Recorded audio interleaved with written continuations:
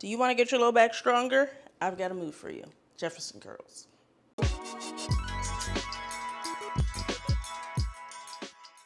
It's Dr. Marcia here, your friendly neighborhood physical therapist, certified yoga teacher, and author of Movement for Everybody. So let's get into Jefferson Curls. Now, it might look familiar to you if you are familiar with vinyasas. You inhale, you arch, look up, you forward fold, and you roll yourself up. That is basically the Jefferson curl, where you are trying to piece by piece roll yourself down and back up. And so there are many different starting points and positions that you can have for this. The basic is arms relaxed. You bring your chin to your chest. You roll your shoulders forward. You peel down. In an ideal world, nothing is moving but right here. Then you're down to low back. And then you get down as low as comfortable. So maybe I only get here, my arms don't reach the floor. They reach blocks or a chair. That's fine. Or maybe I do get down to the floor. You might need to bend your knees a bit so you don't shoot your butt back. That's not what we want. We don't want this position. We want that weight to stay over our base of support, over the feet. Then from here, you roll yourself back up in reverse. So in an ideal world, only the low back is stacking. And then the T-spine, your shoulders are still rounded. Then the shoulders open. Then you peel and look up.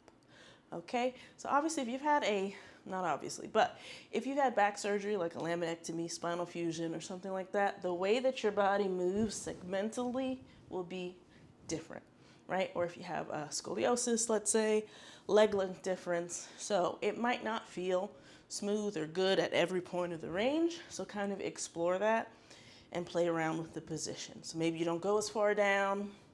That's okay. Maybe you don't add weight to it. That's okay, right? So speaking of adding weight, here are things that you can do. You can hold a dumbbell in your hand. You can hold a barbell. You can hold a kettlebell. And so that could look like this. And you're holding it here, curling down. And I could move much slower, but I'm kind of going through it for demo purposes a little quicker.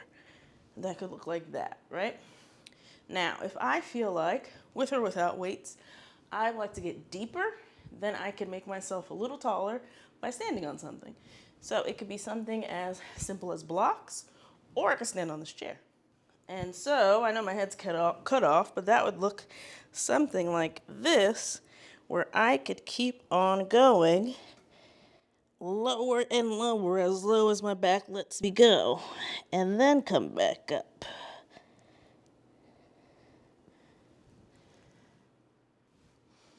Or I could be doing the opposite and using the chair as a guide to not go so low. Maybe it doesn't feel good for me to go that low.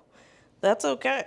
There's still a benefit to doing some of the range of motion. Not everything has to be all or nothing. There's something in between. Alrighty? So, those are your tips and tricks for doing Jefferson curls. Great for core stability, low back mobility, because you're really getting in there and you're strengthening it to the lengthened position, and you got to pull yourself up. So because of that, I would say this is not really a beginner-friendly exercise. I would make sure that you're good with bracing and things in one single plane like bird dogs and dead bugs. And I have videos for all of those. So make sure we understand how that feels and how to engage our core, and then we can get into this one. Yeah? Cat and cows are also a good prep for this as well. Alrighty? Let me know if you have any questions.